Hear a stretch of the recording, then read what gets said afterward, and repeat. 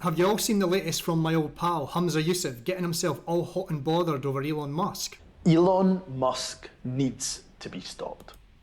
He needs to be stopped. Does he, Humza?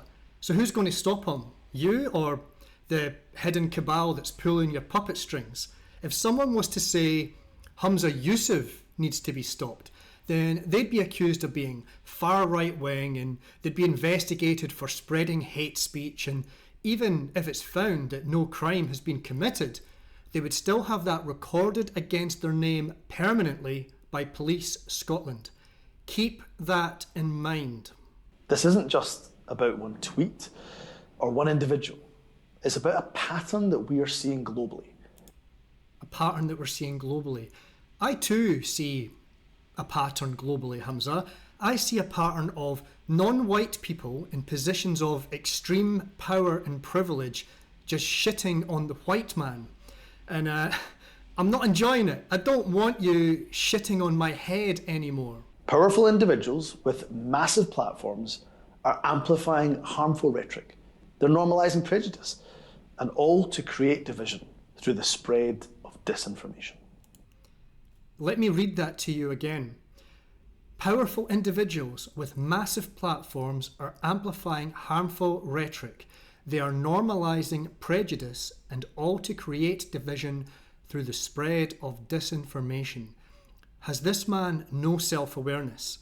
Isn't he a powerful individual who, as the ex-First Minister of Scotland, has a massive platform for putting out a message? And his rhetoric is often harmful. It normalises prejudice and it creates division, guilt-tripping white Scottish people for existing and holding down a job in the predominantly white country. White. Last summer, after he fanned the flames of racial intolerance here in the UK, I warned that Elon Musk was one of the most dangerous men on the planet. Fanned the flames of racial intolerance. White. Fuck you, Humza, you race-baiting prick. What an absolute... Do you see what they've done here? Let me explain. So, when I feel like a rant about someone, I just turn on the webcam and I film it. Humza here has a team full of people who put serious thought into their propaganda. So they're not just satisfied with one camera directly in front of Humza, which would have been sufficient for him to get his opinion out. His team of taxpayer-funded propagandists took the time to consider the need to really convince the public of the authenticity of Humza's message here. And they came to the conclusion that they really needed a second camera angle set up, deliberately filmed on a handheld rather than a stationary camera in order to give it that shaky documentary vibe.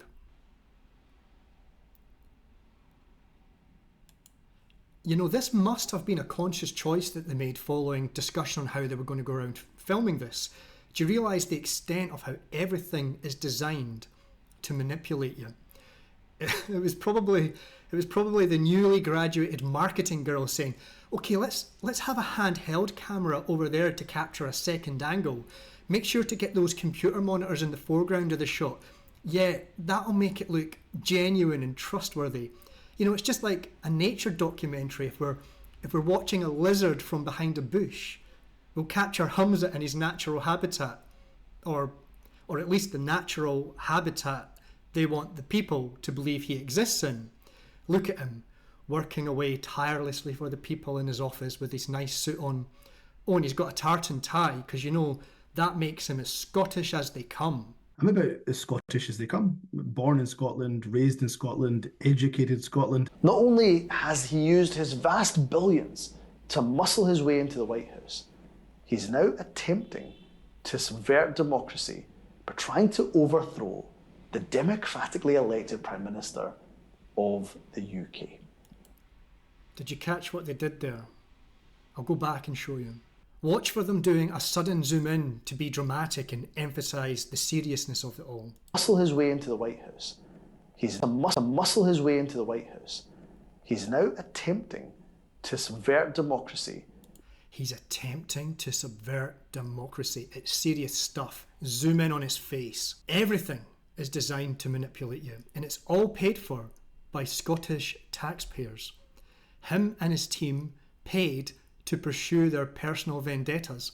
And in Australia, we've got an American woman who hates Elon Musk. She used to work for Twitter and now works for the Australian government with a wanky job title of E-Safety Commissioner.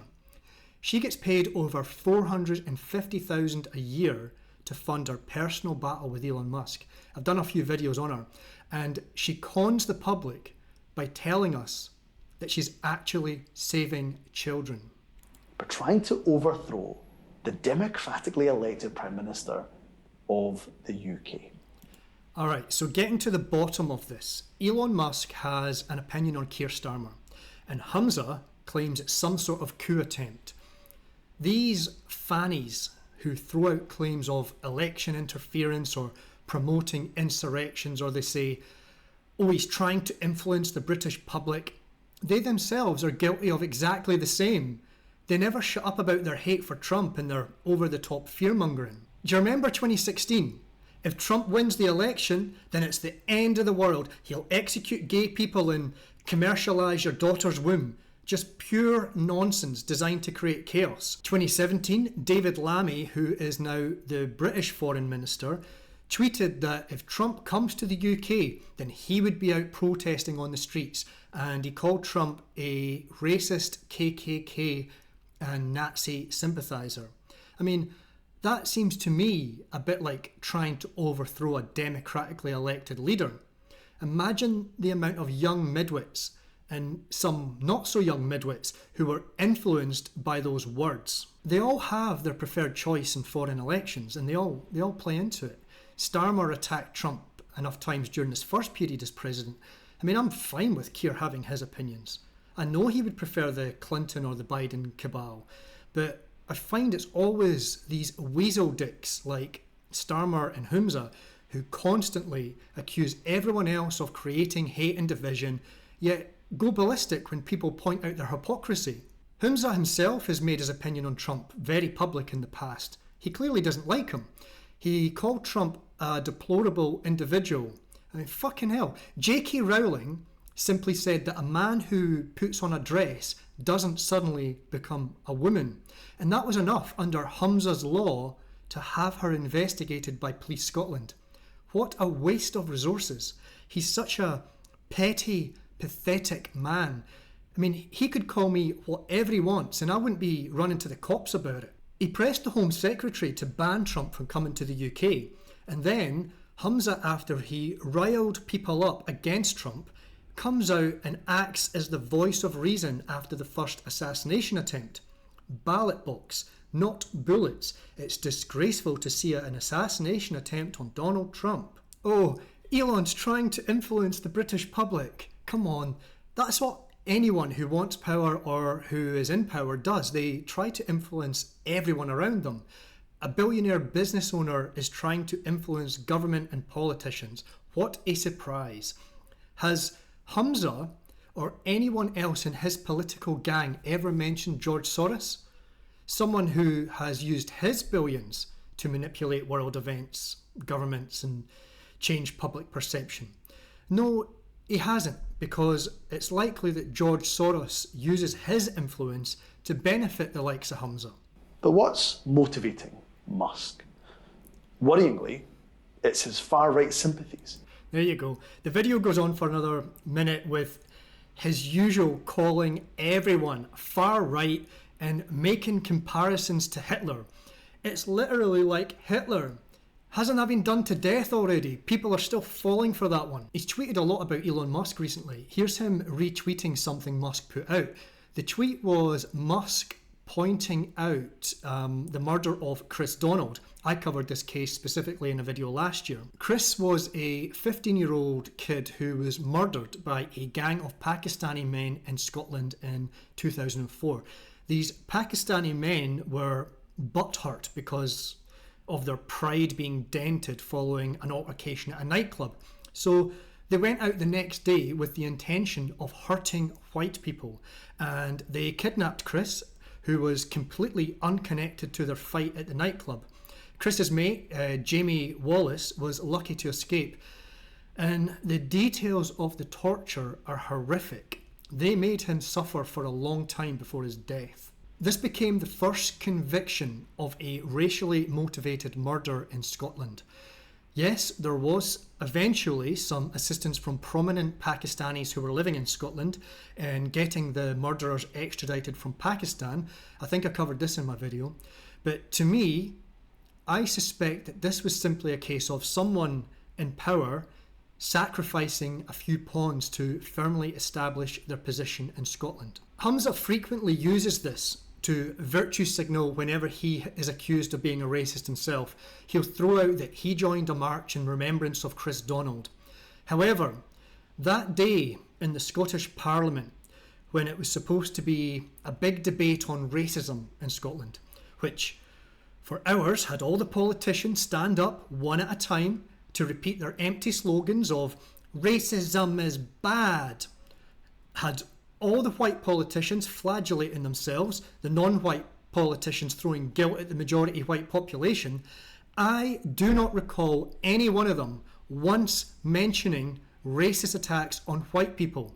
Now, I am happy to be corrected if they did mention it, but I can't recall hearing it, and I listened to all of that, I'm sure I did. You'd have thought that the first racially motivated murder in Scotland would have deserved mention in Parliament during their big debate on racism in Scotland, especially from Humza Yousaf, who makes big claims about being an anti-racist who mourned the murder of Kriss Donald. This is why I call Humza Yousaf a cunt, not because of the colour of his skin, but because of his endless hypocrisy, his guilt-tripping of the Scottish people, the manipulation of the Scottish people.